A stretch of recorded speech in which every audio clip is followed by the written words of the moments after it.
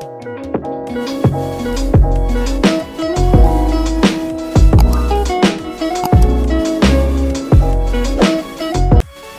teman-teman, Assalamualaikum warahmatullahi wabarakatuh. Perkenalkan, nama saya Maria Arniana Baru. Di video kali ini, saya akan memberikan pendapat saya mengenai 4 periode yang ada di Indonesia. Menurut saya, periode demokrasi paling baik adalah demokrasi Pancasila era reformasi. Hal ini karena pada era reformasi, pemerintahan secara garis besar telah belajar banyak dari periode-periode sebelumnya. Pada era ini, yang pertama, disahkan transfer kekuasaan pemerintah dari pemerintah pusat ke pemerintah daerah sehingga tidak ada terjadinya pemusatan kekuasaan. Sistem ini disebut juga sistem desentralisasi. Hal ini tentu jauh lebih fleksibel serta mempercepat respon pemerintah terhadap kebutuhan masyarakat. Selain itu, sebelumnya mayoritas pendapatan dari sumber daya alam lokal mengalir kepada para pemangku kepentingan di ibu kota Jakarta. Namun, karena tidak setiap daerah di Indonesia diberkati dengan sumber daya alam yang melimpah, kesenjangan di antara daerah kaya dan miskin meningkat. Desentralisasi memiliki tujuan sebagai berikut. Yang pertama, mengembangkan potensi daerah secara tepat dan cepat. Yang kedua, meningkatkan partisipasi daerah dalam proses demokrasi. Yang ketiga, memanfaatkan sumber daya manusia yang ada di daerah-daerah. Yang keempat, mengembangkan potensi independensi daerah otonom. Yang kelima, mengurangi ketergantungan sumber daya pada pusat. Yang keenam, mendorong terwujudnya daerah-daerah otonom yang masyarakatnya sejahtera. Dan yang ketujuh, mendorong upaya pemerataan pembangunan dalam skala nasional. Salah satu contoh nyata dari desentralisasi politik yaitu penyerahan beberapa tugas dari lembaga teratas ke lembaga di bawahnya. Contohnya pemerintah daerah yang membantu tugas pemerintahan pusat agar pekerjaan lebih efisien.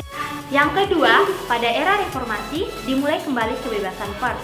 Pada periode demokrasi terpimpin dan Pancasila Orde Baru, hak pers tidak sepenuhnya didapatkan. Dalam Undang-Undang Nomor 21 Tahun 1989, surat izin pers benar-benar diatur. Surat izin tersebut dikenal sebagai Surat Izin Usaha Penerbitan Pers. SIUPP dikeluarkan oleh Departemen Penerangan. Departemen Penerangan dan SIUPP merupakan faktor yang menjadi penghambat kebebasan pers pada masa Orde Baru. Perusahaan pers dituntut sejalan dengan kebijakan pemerintahan Orde Baru. Apabila perusahaan pers tidak sejalan dengan kebijakan pemerintahan atau malah mengkritik kebijakan pemerintah, maka SIUPP-nya akan dicabut oleh Departemen Penerangan. Yang ketiga, pembatasan masa jabatan presiden menjadi 2 periode 5 tahun. Tindakan ini adalah tindakan yang saling menguntungkan. Dengan adanya pembatasan, maka meminimalisir penyalahgunaan kekuasaan yang berkepanjangan serta menghindari pemimpin yang terlalu otoriter. Tidak adanya pembatasan masa jabatan juga menghambat regenerasi kepemimpinan nasional. Kebijakan pembatasan masa jabatan presiden juga memberikan semua masyarakat peluang yang sama untuk berpartisipasi dalam pemerintahan. Yang keempat, penanggulangan tindakan korupsi lebih baik. Pada periode sebelumnya, terlebih pada era Orde Baru, korupsi dan nepotisme sangat merajalela. Di masa awal Orde Baru, pemerintah menerbitkan Kepres Nomor 28 Tahun 1967 tentang pembentukan tim pemberantas korupsi. Dalam pelaksanaannya, tim tidak bisa melakukan pemberantasan korupsi secara maksimal, bahkan bisa dikatakan hampir tidak berfungsi. Peraturan ini malah memicu berbagai bentuk protes dan demonstrasi mulai tahun 1969 dan puncaknya di tahun 1970, yang kemudian ditandai dengan dibentuknya Komisi 4 yang bertugas menganalisa permasalahan dalam birokrasi dan mengeluarkan rekomendasi untuk mengatasinya. Yang kelima, bebasnya mendirikan partai politik. Hal ini bertentangan dengan kebijakan Presiden Soeharto di periode Pancasila Orde Baru, di mana Presiden membuat kebijakan untuk menyederhanakan partai-partai. Kebebasan membentuk partai politik memiliki kelebihan sebagai berikut. Yang pertama, banyak pilihan untuk mempercayakan aspirasi politik kita. Yang kedua, perbedaan pendapat politik akan beradu secara adil dan demokrasi dan menghasilkan pemerintah yang semakin baik karena menunjukkan kekuasaan yang mewakili semua apresiasi dan kepentingan mayoritas rakyat. Selain keuntungan tersebut, periode Pancasila era reformasi pun memiliki kekurangan.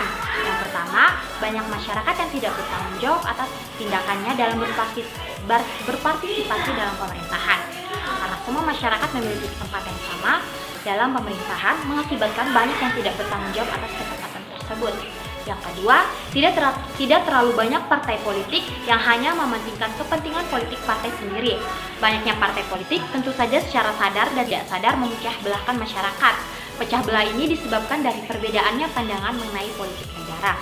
Tentu saja ini menyebabkan kurangnya fungsi nasionalisme terhadap negara. Kecurangan tidak terjadi di setiap daerah. Yang ketiga, kecurangan tidak terjadi terpusat tetapi bisa terjadi di setiap daerah. Ini adalah salah satu kekurangan dari desentralisasi. Setiap daerah memiliki oknum-oknum tersendiri yang melancarkan kecurangan sehingga menambah kasus-kasus kecurangan politik.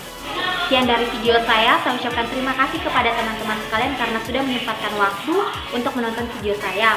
Akhir kata, saya ucapkan minta maaf bila ada kesalahan kata yang merugikan kalian. Terima kasih. Dah.